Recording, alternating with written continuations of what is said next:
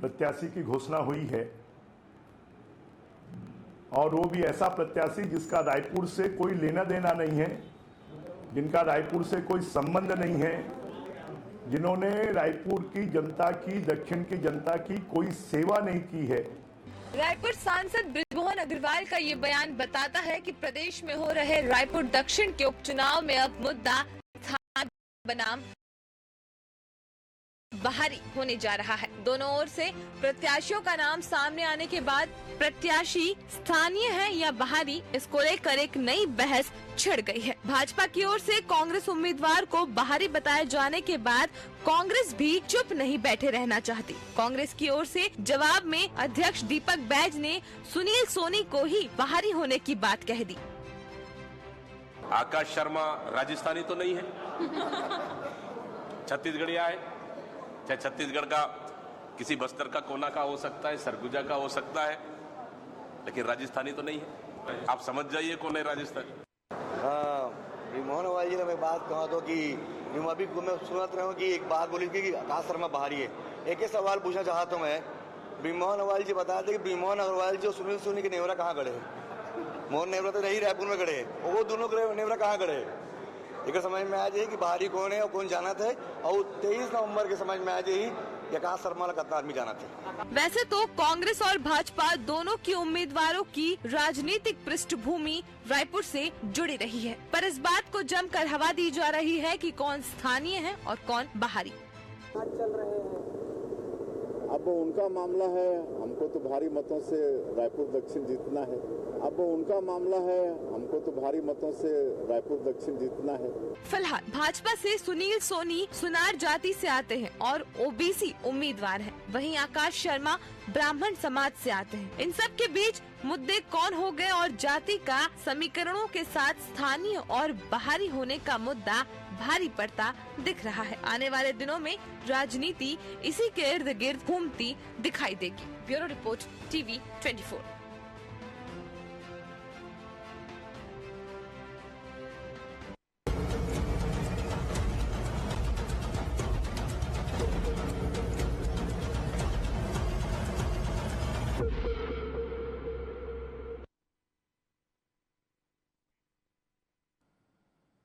नमस्कार, मैं हूं मोहन तिवारी। आज के मुद्दे में आपका स्वागत है और आज का मुद्दा हमारा आधारित है रायपुर दक्षिण के उपचुनाव में। और इस उपचुनाव में जो मुद्दा गरमाया है वो है कौन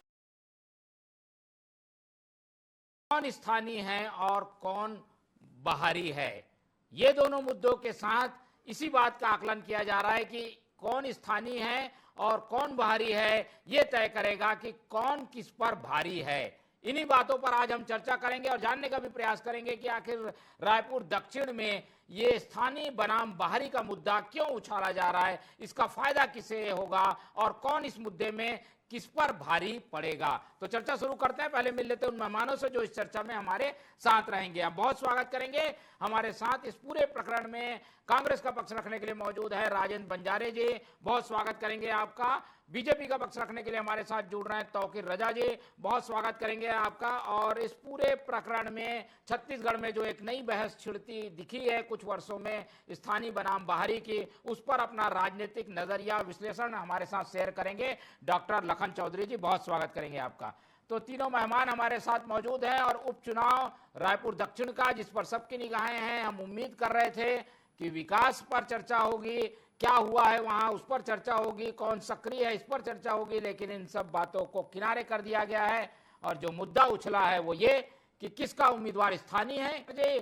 बीजेपी आमतौर पर इस तरीके के मुद्दों से बचती है, इस तरीके के मुद्दों से चुनाव नहीं लड़ती है। उसका मुद्दा तो हिंदुत्व है, काम है, सुशासन है। लेकिन हम देख रहे हैं बृजमोहन जी ने जो बात कही, सबके जबान पर वही है कि कौन स्थानीय है कौन बाहरी है।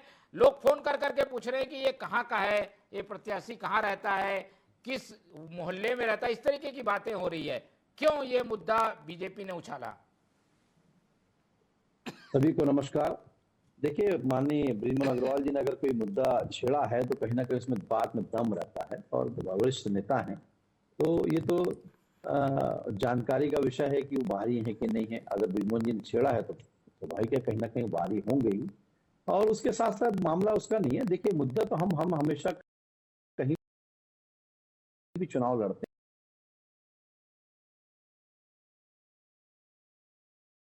हैं,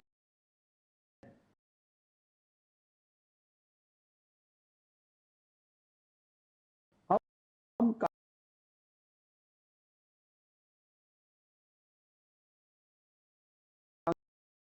कांग्रेस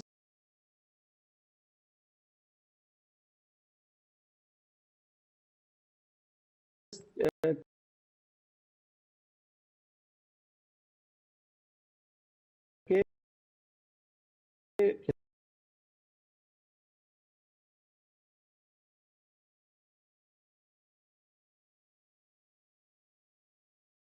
खिलाफ भी लड़ते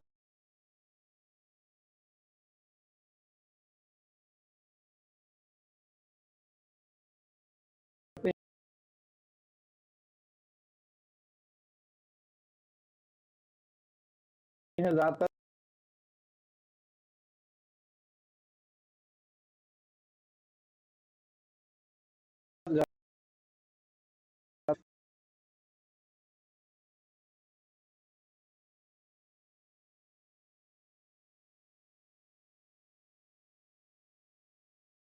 पिछले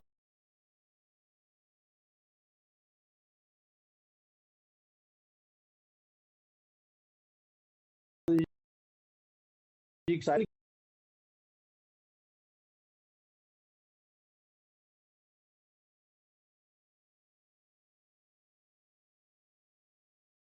की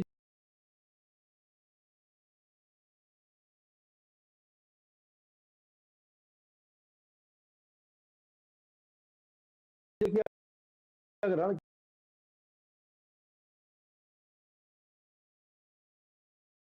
की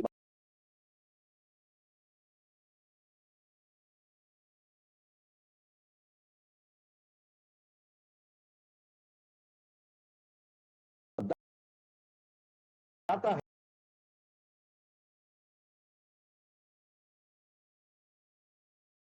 हमारे माननीय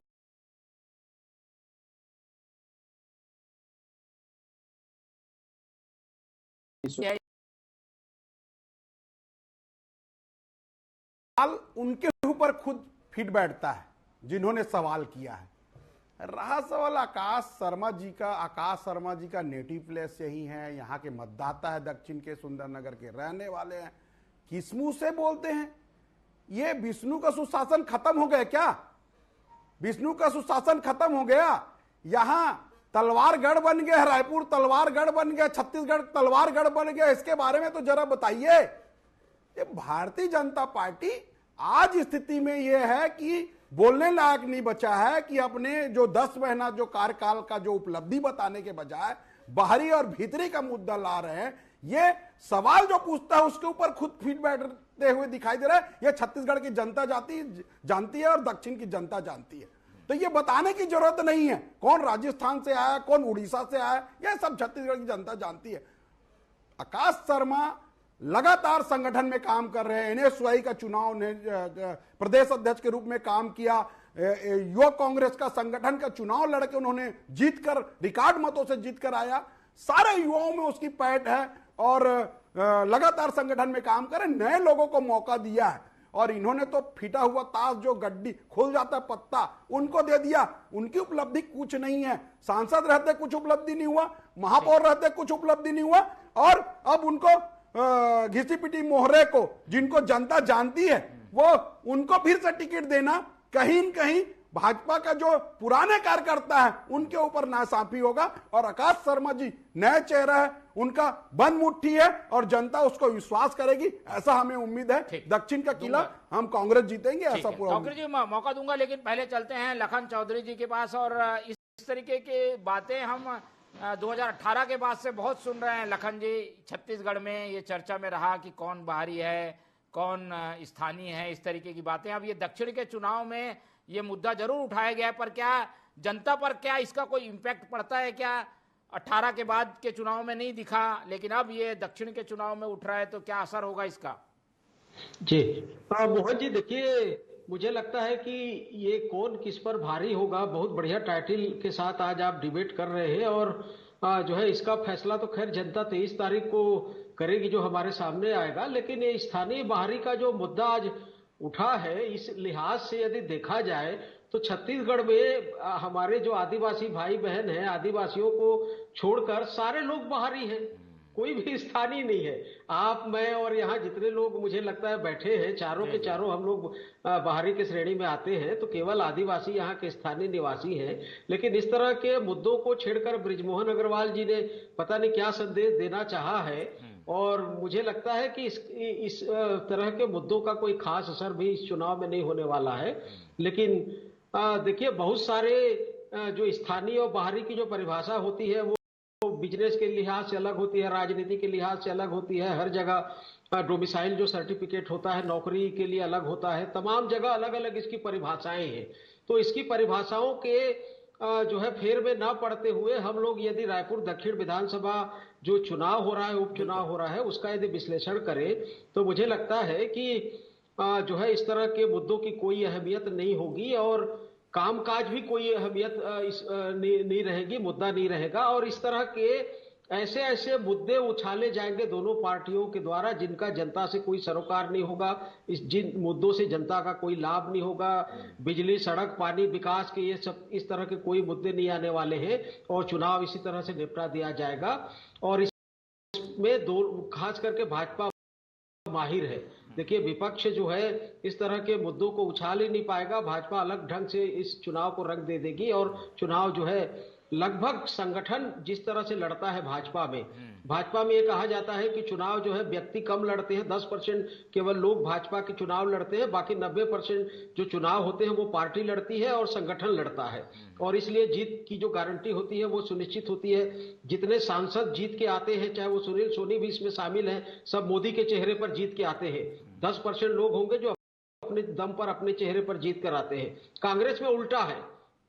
कांग्रेस में क्या होता है कि पार्टी कहीं दिखती नहीं, संगठन कहीं दिखता नहीं है, अंदरूनी गुटबाजी, कला जो है 2023 के विधानसभा चुनाव में देखिए, अंदरूनी गुटबाजी और कला की वजह से कांग्रेस जीती हुई बाजी हार गई, हरियाणा में जीती हुई बाजी हार गई, लोकसभा चुनाव में भी जीती हुई बाजी जो है हारती गई, सीट और कम हो गया। तो कांग्रेस जो है एक अलग तरह, कांग्रेस में पार्टी कहीं दिखता नहीं, कांग्रेस में व्यक्ति चुनाव लड़ता है। केवल 10% जगह में पार्टी चुनाव लड़ती है, संगठन चुनाव लड़ता है। तो दोनों पार्टियों का जो स्ट्रक्चर है वो बिल्कुल अलग अलग है। और ऐसे परिस्थिति में, ऐसे माहौल में जो रायपुर दक्षिण का जो चुनाव हो रहा है वो निश्चित तौर पर अभी प्रमोद दुबे और कन्हैया अग्रवाल के द्वारा असंतोष की बात आज सोशल मीडिया में खूब जो है चल रही है कि दोनों टिकट नहीं मिलने से नाराज हैं और असंतोष की बात आ रही है। जाट ढेबर का भी किनारा कर लेना जो है इस चुनाव को प्रभावित करेगा। तो बहुत सारी चीजें हैं। देखिए, कांग्रेस जो है उबर नहीं पा रही इस तरह की चीजों से, तो ये भी जो है कांग्रेस के वोट बैंक को प्रभावित करेंगे। और दूसरी तरफ देखते हैं कि भाजपा किस तरह काम करती है। संगठन है, चुनाव में एक ही प्रत्याशी को रिकमेंड के नाम भेजा गया, उसी का नाम सुनील सोनी का आया रिकमेंड होकर, और जो है निर्विघ्न रूप से इनका जो है कैंपेनिंग चल रहा है। बृजमोहन अग्रवाल की अपनी कद्दावर छवि है। तो बहुत सारी फैक्टर, बहुत सारी चीजें जो है भाजपा के पक्ष में फिर एक बार जाती दिख रही है, और कांग्रेस जो है फिर से अंदरूनी कला में और जो है इस तरह की चीजों में फंसती दिख रही है। तो ऐसे समय में मुझे लगता है कि कांग्रेस को ज्यादा सोचने की जरूरत है, और जनता भी ये मान रही है कि कांग्रेस क्यों लगातार वही उन्हीं गलतियों को दोहरा रही है, उन्हीं चीजों में फंसती जा रही है, और भाजपा का मुकाबला करने में क्यों इतनी कमजोर होती जा रही है। तो ये कांग्रेस को मंथन करना चाहिए। रही बात भाजपा की, तो भाजपा के सारे फेवर में जा रहे हैं पक्ष जो है। बिल्कुल। चलिए तौकीर जी की ओर चलते हैं। तौकीर जी, ये मुद्दे से ध्यान भटकाने की तो कोशिश नहीं है, आप लोग विकास पर चुनाव नहीं चाहते, इसलिए ऐसा मुद्दा फेंका जिसके जवाब देने के लिए कांग्रेस आगे आ गई। अब उसी पर बहस चल रही है कि कौन कहाँ रहता है, कोई बता रहा मेरा मोहल्ला ये है, मेरा जन्म यहाँ हुआ, किसका जन्म कहाँ हुआ, यही बहस चल रही है। मुद्दों से भटका रहे हैं आप लोग। नहीं, बिल्कुल नहीं। देखिए, विकास के मुद्दे पे हम चुनाव लड़ते हैं। देखिए, कोई अगर बात अगर बोली जाती तो उसका कहीं ना कहीं अर्थ नजर आता है। भी माननीय लखन चौधरी जी ने बहुत अच्छी बातें बताई और बहुत अच्छे विस्तार से, गंभीरता से सब चीजों को बता दिया। बात भी सही कि आज गुटबाजी इनके ऊपर हावी है। प्रमोद दुबे जी का भी आपने ट्वीट पढ़ा होगा कि सुहाना सफर है, तो इस टाइप से बयान दे रहे हैं। और उसके अलावा वो नाराजगी दिखा रहे हैं, साथ ही साथ एजाज ढेबर नाराजगी दिखा रहे हैं, इनके कन्हैया अग्रवाल नाराजगी दिखा रहे हैं। ये दिखता है कि इनके ऊपर गुटबाजी हावी अभी है, तो अपने गुटबाजी को पहले संभाल ले, यही बहुत बड़ी बात है इससे। और साथ ही साथ अनवर हाजी अनवर ने भी जो है जो पर्चा खरीद लिया है, तो ये अपने आप में समझ में आता है कि कहीं ना कहीं इनका बगावत के तेवर जो है बुलंद पे है, बुलंदी पे है। हमारे कोई एक भी बगावत नहीं होती, हमारे ये सब चीजें नहीं चलती, कैडर बेस्ड पार्टी है और हम उस पर कार्य करते हैं, उस पर चुनाव लड़ते हैं। रही बात अभी हमारे भाई बंजारी जी बता रहे थे कि सोनी जी ने सांसद रहते भी कभी कोई कार्य नहीं किया। मेरे पास लंबी फेहरिस्त है, मैं भी गिनाना चालू करूंगा, अभी चिंता मत करिए। मैं आपको पहले महापौर का चुनाव, महापौर के बारे में बता दूं। अरे धैर्य रखो, थोड़ा धैर्य रखो। निष्क्रिय का आरोप लगा चुकी है पहले से, महापौर रहते कुछ किया नहीं उन्होंने। महापौर रहते व्हाइट हाउस किसकी कल्पना थी, व्हाइट हाउस किसने बनाया, ये चेंज करना पड़ा भी। अगर सक्रिय रूप से काम किया तो क्यों टिकट चेंज करना पड़ा? क्यों सांसद का टिकट उसको हटाया गया, क्यों हटाया गया? इसका जवाब दे दीजिए। निष्क्रियता का जो आरोप लगा उसके वजह से उनको हटाया गया, टिकट दूसरे को दी गई। जो है वो उन्होंने जो है ध्यान रखिए, थोड़ा सुनते जाइए। एम्स में ऐसे ऐसे चीजों को लाके दिया जो उसके पहले कभी ये चीजें पुनः देना था टिकट, अच्छा काम किया था तो क्यों बदलना? दक्षिण में तो दे दिया, क्यों बदलना पड़ा टिकट आपको? इस प्रकार से उसको दोबारा नहीं लड़ाए गए है कि बृजमोहन अग्रवाल जी का एक बड़ा कार्यकाल तो दे नहीं पाएंगे। नहीं, ये बंजारी जी ठीक है, बंजारे जिले में उनको मौका तो मिला है ना। अगर ऐसा होता तो उनको किनारे कर देते, दक्षिण में मौका तो दिया है सुनील सोनी को। देखिए दक्षिण में मौका दिया है, लेकिन वो पूरे रायपुर लोकसभा में क्या काम किए हैं? कोई एक कार्यकर्ता उनसे खुश नहीं थे, और जो सिर फुटौल भाजपा में होते दिख रही है, जो सिर फुटौल भाजपा में होते दिखे। हमने सुभाष तिवारी का भी ट्वीट देखा, हमने सुभाष की बात करें जब बता दी कि मंदिर हौसलों से आरोपी जो है निर्माण का जो अजय संरक्षण अभी 6,061 करोड़ जो 20 किलोमीटर की खपरी से सिलवा पथरिया मार्ग का इन्होंने परमिशन लाई और पेमेंट निकलवाया। रोहरा से निकली कोलका बिलाड़ी मार्ग पर 61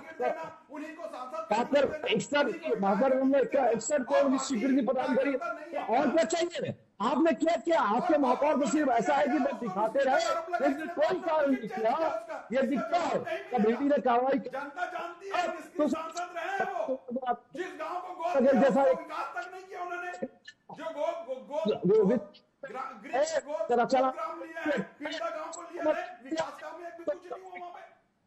आता है कि आपकी रीति नीति किस प्रकार से रही है। आपने सिर्फ भ्रष्टाचार को बढ़ावा दिया है, विकास की गति को रोका छत्तीसगढ़ की। ठीक है, चलिए आता बंजारे जी, लेकिन इन्हीं बातों से तो ध्यान हटाया जा रहा है। कि आपके चार है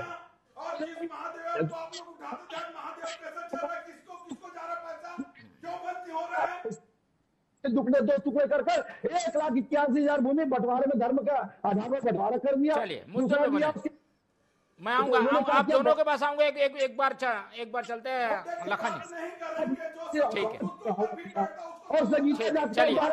चलिए अरे तो जवाब तो आपके लोग दे रहे हैं बंजारे जी, लेकिन दीपक बैजी आरोप लगा रहे हैं सुनील सोनी राजस्थानी है। क्या राजस्थानी है? क्या ऐसा बोल के क्या पूरे लोगों को नाराज नहीं कर रहे हैं? क्या वो हर कोई आया है कहीं ना कहीं से, राजस्थानी को क्यों अलग कर रही है? तो इससे बढ़कर विवाद में क्या होगा?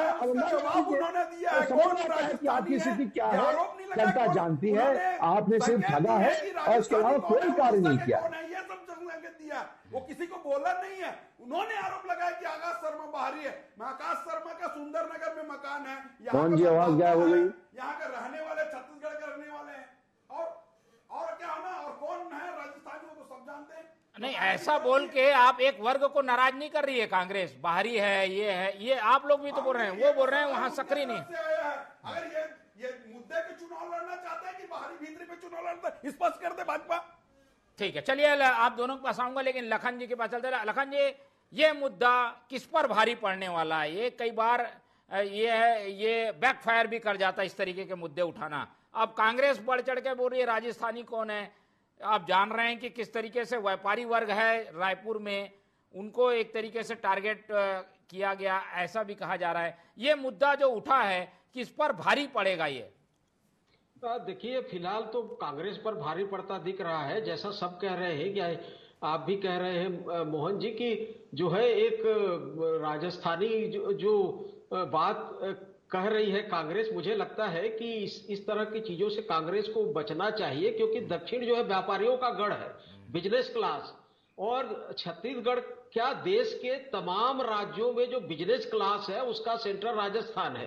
राजस्थान और हरियाणा का जो बॉर्डर है वहां से जो मारवाड़ जो एक क्षेत्र है वहां से तमाम जो मारवाड़ी ग्रुप है और जो बिजनेस क्लास के लोग हैं वो पूरे देश भर में जाकर जो है बिजनेस करते हैं। तो मुझे लगता है कि आप सही कह रहे हैं कि इससे कांग्रेस को ही कहीं ज्यादा नुकसान न हो जाए। जो बिजनेस क्लास वैसे भी कांग्रेस को वोट नहीं देता, और अब इस तरह से राजस्थानी का जब मुद्दा उठा देंगे तो जो 2-4 जो वोट कुछ पड़ता था वो भी कहीं न छिटक जाए।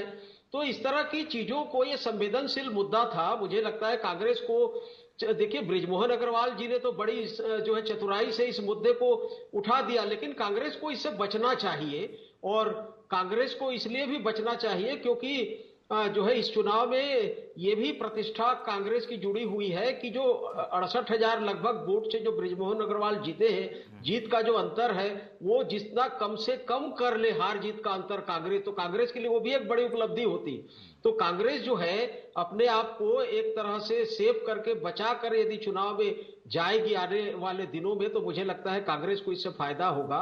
और इस तरह के मुद्दों में यदि उलझ जाएगी तो कांग्रेस के लिए ही ये भारी पड़ेगा और कांग्रेस को ही कहीं और ज्यादा जो है नुकसान न करे। ठीक है, इस तरीके के मुद्दों से बचने की कोशिश करेंगे क्या बंजारे जी? चलिए, ये मुद्दा उठ गया, पर आप लोग इतना बयान दे देकर इस मुद्दे को और हवा दे रहे हैं। देखिए, क्रिया की प्रतिक्रिया होगी। अब उन्होंने खुद ही सवाल उठाया बाहरी का, और नुकसान कांग्रेस को होगा। वाह चौधरी साहब, हम तो समझ नहीं आ रहा है कि आप नहीं, किस प्रकार से विश्लेषण कर रहे हैं। सवाल तो उन्होंने उठा रहे बाहरी का और नुकसान कांग्रेस को होगा, ऐसा कहना, ये बात से मैं इत्तेफाक नहीं रखता। रहा सवाल भाजपा ये कहे ना कि हमने 10 महीना 11 महीना में किया क्या है शहर के लिए, ये बताए, कुछ उनके कार्यकाल का अपना उपलब्धि बताए, ना कि ये बाहरी भीतरी का मुद्दा बताए। और अरे जो शहर का वातावरण बिगाड़ दिया है, नशे का कारोबार के बारे में बताइए। 10 हर अखबार में छपने आप तो 5 साल तो उपलब्धि बता दीजिए। आपका भूपेश बघेल जैसा लफड़ा मुख्यमंत्री भ्रष्टाचार। चलिए ठीक है, वो उनका ये कहना है कि अपने जेब का विकास किया, अपने घर का विकास किया, अपनी गाड़ियों का विकास किया, अपने दोस्तों का विकास किया आपके भूपेश बघेल ने। कभी छत्तीसगढ़ का विकास किया? कोई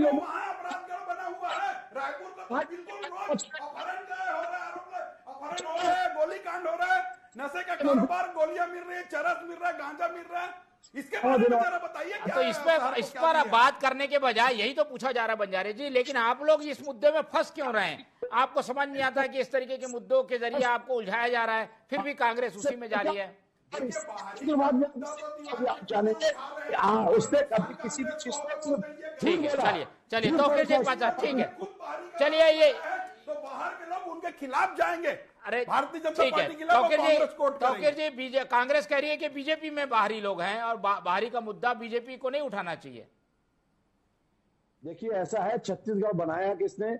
माननीय अटल बिहारी वाजपेयी ने बनाया, हमने बनाया, और हम ही विकास करेंगे, हम ही संवारेंगे। आपने सिर्फ क्या करा? भ्रष्टाचार से अपनी जगह भरी और अपना विकास किया। छत्तीसगढ़ का नाम लेकर छत्तीसगढ़ की मातारी का अपमान किया आपने, और आपके भूपेश बघेल ने इसके कुछ नहीं किया। उसी की परिमाटी को आगे बढ़ाते हुए आप आगे कर रहे हैं और अपराध कर को बढ़ावा देने की कोशिश कर रहे हैं। इसके अलावा कुछ नहीं किया। आप जितने भी अपराधी बताए जा रहे हैं, इसके पीछे बस स्टैंड में जैम रोग हो जाता है, यहाँ सुरक्षित नहीं है, बस स्टैंड सुरक्षित नहीं है, रेलवे स्टेशन सुरक्षित नहीं है, नशे का कारोबार हो रहा है वहाँ पे, इसके बारे में बताइए। इसको क्यों रोक नहीं लगा? चलिए बोलने तो दीजिए उनको, तो आप बोलने ही नहीं दे रहे। चलिए तौकीर जी अपनी बात रखिए जल्दी। और वाह बीजेपी गृह मंत्री के ऊपर कोई कार्रवाई नहीं करना, झूठ बोलना, आत्महत्या किया करके वहाँ मर्डर हो जाता है। ठीक है, आ गई आपके सवाल, तो जवाब तो लीजिए। कवर्धा में जिस प्रकार से घटना हो रही है उसके बारे में कुछ गृह मंत्री से पूछे, कोई इस्तीफा क्यों नहीं दे रहे, शीर्ष नेतृत्व इस्तीफा क्यों नहीं ले रहे? झूठ के ऊपर झूठ बोले जा रहा है लगातार कि अरे सुनिए तो, अरे तौकीर जी को बोलने तो दीजिए, बोलिए तौकीर जी। आपका डीएनए जो है नेहरू के जमाने से चला आ रहा है भ्रष्टाचारियों का। अरे रायपुर पे बात करिए, तौकीर जी रायपुर पे बात चालू, और उसके बाद चलता क्या है, और एक ने जो है बेफोर्स का दलाल में था और उसके नाम से बड़े बड़े नाम मंडी में जाकर अड़तिया का काम करता था कौन स्कूटर में चले? चलिए आखिरी टिप्पणी ले लेते हैं। ये लड़ाई तो चुनाव है तो चलती रहेगी और शायद राजनीतिक दलों की ये व्यवस्था भी है कि भाई वो इस तरीके के मुद्दे को आगे बढ़ाएं। लखन जी की ओर एक फाइनल कमेंट ले लेते हैं। लखन जी, क्या दिख रहा है? चुनाव हम चाहते हैं कि लोकतंत्र की जीत हो, पर ये लोकतंत्र की जीत कई बार जनता के असल मुद्दे को किनारे कर देती है। क्या लग रहा है, पूरा सिनारियो आपको क्या दिखता है और क्या होना चाहिए आपके नजर में? Final comment. जी देखिए, निश्चित तौर पर जो है इस तरह के मुद्दों से जो जन सरोकार के असली मुद्दे होते हैं वो गायब हो जाते हैं, परिदृश्य से बाहर हो जाते हैं। और सबसे बड़ी दिक्कत या दुखद बात यह है मोहन भाई कि जनता भी इस तरह के मुद्दों को चटखारे लेकर जो है सुनती है, देखती है, आगे बढ़ाती है। सोशल मीडिया में अब इसी तरह की चीजों की चर्चाएं होंगी और इसी तरह के चीजों से भरा पड़ा रहेगा और जो जन सरोकार के असली मुद्दे हैं वो परिदृश्य से गायब हो जाएंगे और चुनाव जो है निपट जाएगा। जबकि होना चाहिए कि जो विकास के मुद्दे हैं वाकई में उन पर चर्चा होनी चाहिए और कांग्रेस को, विपक्ष को भी सवाल विकास के मुद्दे पर पूछना चाहिए। वहीं पर भाजपा भी पूछेगी। देखिए, यहाँ पर मेयर भी कांग्रेस का है ना, तो दोनों विकास के मुद्दे पर एक दूसरे को घेरेंगे, दोनों एक दूसरे को विकास के मुद्दे पर पूछेंगे। और मुझे लगता है कि यदि केंद्रित विकास का मुद्दा यदि होता तो बहुत सारी चीजें सामने आती, दोनों की पोल पट्टी खुलती। लेकिन मुझे लगता है कि इस बार का चुनाव भी दक्षिण का इसी तरह के मुद्दों पर जो है छाया रहेगा और चुनाव निपट जाएगा। बिल्कुल। चलिए, और हम नहीं चाहते कि मुद्दे ऐसे हों जो कि जन सरोकार से संबंध नहीं रखते हों और जन सरोकार से ही जो है लोकतंत्र की जीत होती है, तो उस पर ध्यान देने की जरूरत है। लेकिन मुद्दा उछाला गया है तो चर्चा जरूर हुई है और उस चर्चा के जरिए हमने ये जाना कि दोनों पार्टियां नहीं चाहती कि ये मुद्दा उठे, पर क्या करें, कुछ मजबूरियां ऐसी हैं कि मुद्दा जरूर इस तरीके का उठ रहा है इस चुनाव में। फिलहाल इस तरीके के मुद्दों पर नजर हमारी बने रहेगी। आज की चर्चा ही खत्म करते हैं। हमारे साथ इस पूरी चर्चा में लखन चौधरी जी जुड़े, उनका बहुत धन्यवाद। हमारे साथ तौकीर रजा जी थे, उनका बहुत धन्यवाद। और राजन बंजारी जी ने हमें अपना समय दिया, उनका भी बहुत बहुत धन्यवाद। तो तीनों मेहमानों का धन्यवाद करते हुए आज की चर्चा ही खत्म करते हैं और आप लोग से रखते हैं उम्मीद कि आप लोग देखते रहेंगे TV24। रखिए अपना बहुत ख्याल। नमस्कार।